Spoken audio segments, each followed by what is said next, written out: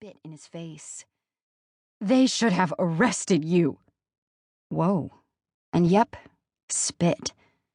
He wiped his face. "You don't mean that. Mom, look at you." Mom?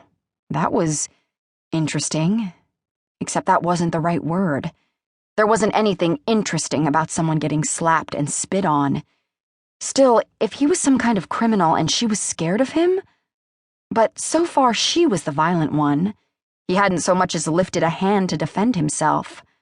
Not that I had tons of experience, but that seemed decidedly uncriminal to me. She screamed incoherently at him after that. They moved back out of view, and I heard a crash, like a lamp breaking against a wall, followed by him grunting. And all the while she was shrieking until more crashes drowned her out. I was up on my knees at that point, eyes wide, ears straining. This was so much worse than anything I'd heard from my parents. They'd yelled, sure, but that was it. Words.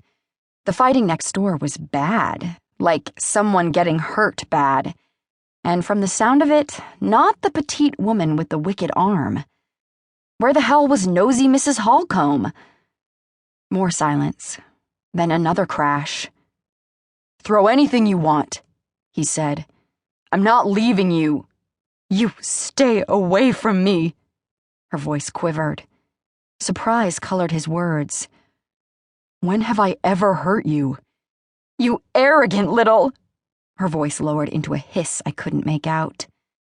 "If I had any choice, you think I'd be here?" "You'd be dead if you had any choice. Just stop. It's over. I'm not the one in jail." Which meant somebody was in jail. The wrong somebody, according to the mom. But she was the one hurting him, while he thought he was saving her life? Either way, I couldn't just sit there and hope her arm got tired before she hit something vital.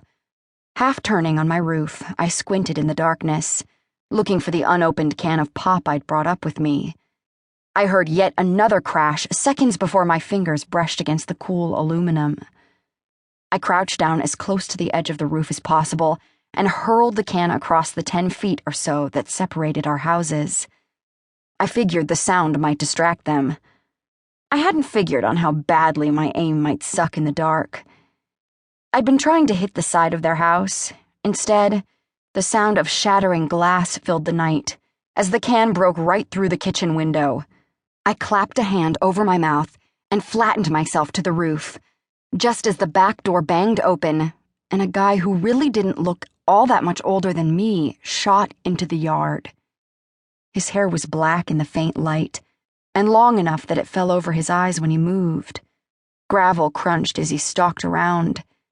It didn't take him long to realize his postage stamp-sized backyard was empty.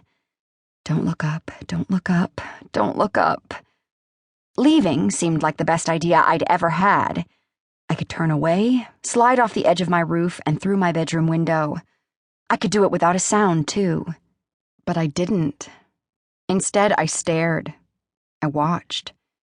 It was totally stupid on my part. He could be dangerous, or at the very least angry that I'd broken his window. A fact he was sure to realize if he spotted me. But for some reason, I wasn't scared. Not really. I'd done what I wanted. I'd stopped the fight. His mom hadn't followed him outside, and he didn't seem to be in a hurry to go back in.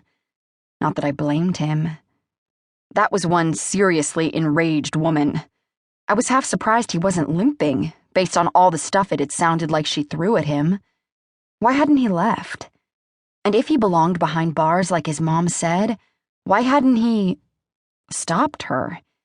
He was easily twice her size, and I could practically see the anger steaming off him. He was physically capable of stopping her, yet I'd heard him grunt with each impact and ask her to stop instead of making her.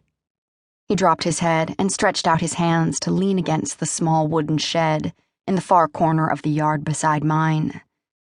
He bounced a palm off it once, twice, then straightened and slammed his fist into the door over and over again until the wood split with an audible crack. I sat up, shivering in the hot air, and watched him back away. It was unnerving, but still, better a piece of wood than